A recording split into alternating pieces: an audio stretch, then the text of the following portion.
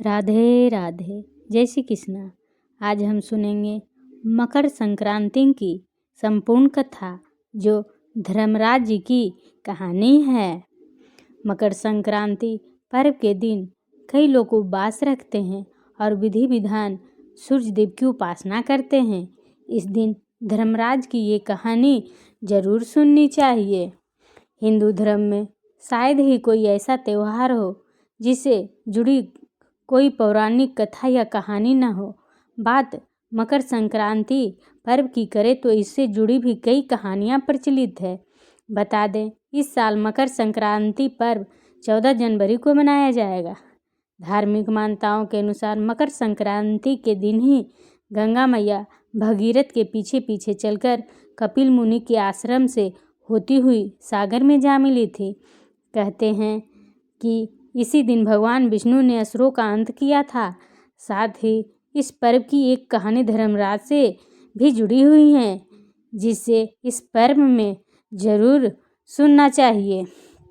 तो चलिए मकर संक्रांति पर धर्मराज की कहानी सुनते हैं। एक समय जब पृथ्वी लोक पर बब्रुवाहन नामक एक राजा हुआ करता था, उसके राज में किसी चीज़ की कमी नहीं थी। इसी राज में एक हरिदास नामक ब्राह्मण भी निवास करता था, जिसका विवाह गुणवती से हुआ था, जो कि बहुत ही धर्मवती एवं पतिव्रता महिला थी।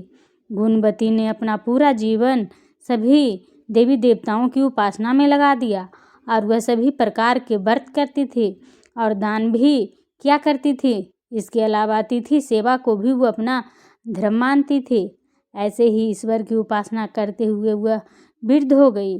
जब उसकी मृत्यु हुई तो धर्मराज के दूत उसे अपने साथ धर्मराजपुर ले गए।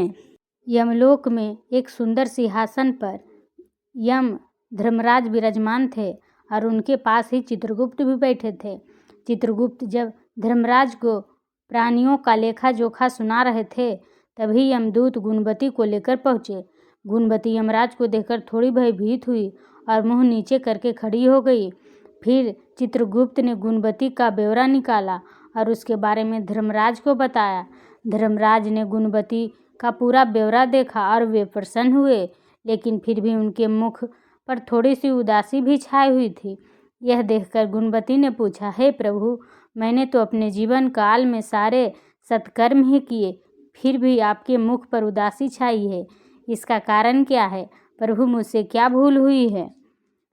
धर्मराज ने कहा, हे देवी, तुमने सभी देवी देवताओं के व्रत किए हैं, उपासना की है, लेकिन कभी भी तुमने मेरे नाम से कुछ पूजा पाठ दान नहीं किया। धर्मराज की बात सुनते ही गुणवती क्षमा याचना करने लगी और कहने लगी, हे प्रभु, मुझे आपकी उपासना के बारे में कुछ पता नहीं है। कृपया करके मुझे ऐसा उपाय बताइए प्रभु, जिससे सभी मनुष्य आपकी कृपा के पात्र बन सके। मैं आपके मुख से आपकी भक्ति का मार्ग सुनना चाहती हूँ और मेरी कामना है कि मृत्यु लोक पर वापस जाकर मैं आपकी भक्ति करूँ और सभी लोगों को इस बारे में बताऊँ। धर्मराज ने बताया, जिस दिन सूर्य देव उत्तरायण में प्रवेश करते हैं, यानी मकर संक्रांति के दिन मेरी पूजा शुरू करनी चाहिए और उस दिन से लेकर पूरे 1 साल तक मेरी पूजा करते हुए ये कथा सुननी चाहिए। साथ ही मेरी पूजा करने वाले व्यक्ति को धर्म के इन 10 नियमों का पालन अवश्य करना चाहिए। पहला, धीरज रखना यानी संतुष्ट रहना। दूसरा, अपने मन को बस में रखना और सभी को क्षमा करना। तीसरा, किसी प्रकार का दुष्कर्म नहीं करना। चौथा, मानसिक और शारीरिक शुद्धि का ध्यान रखना। पाँचवा, अपनी इंद्रियों को बस में रखना। छठा, बुरे विचारों को अपने मन में न लाना। सातवां, पूजा पाठ और दान पुण्य करना। आठवां, व्रत करना और व्रत की कहानी सुनना। नौवां, सच बोलना और सभी से अच्छा हुआ सच्चा व्यवहार करना। 10वां, क्रोध न करना।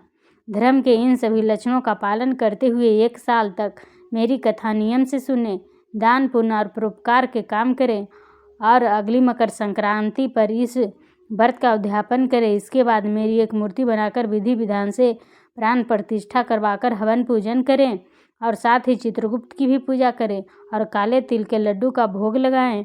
इसके बाद ब्राह्मण भोज करवाएं। वह बाँस की कटोरी में 5 सेर अनाज का दान करें।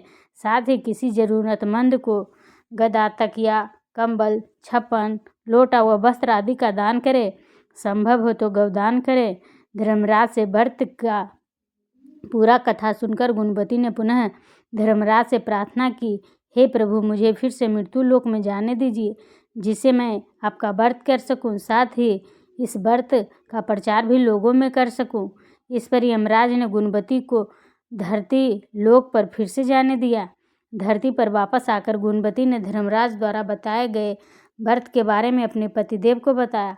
मकर संक्रांति आते ही गुणवती और उसके पति ने ये व्रत शुरू कर दिया। इसी व्रत के प्रभाव से उन पर धर्मराज की कृपा हुई और उन्हें मोक्ष की प्राप्ति हुई। ये थी मकर संक्रांति की संपूर्ण कथा जो पूर्ण हुई। तो आज की वीडियो आपको कैसी लगी? अगर वीडियो पसंद आई हो तो वीडियो को लाइक, सब्सक्राइब, शेयर करना ना भूलें। अगर चैनल पर पहली बार आए हैं तो चैनल को सब्सक्राइब कीजिए। Thanks for watching.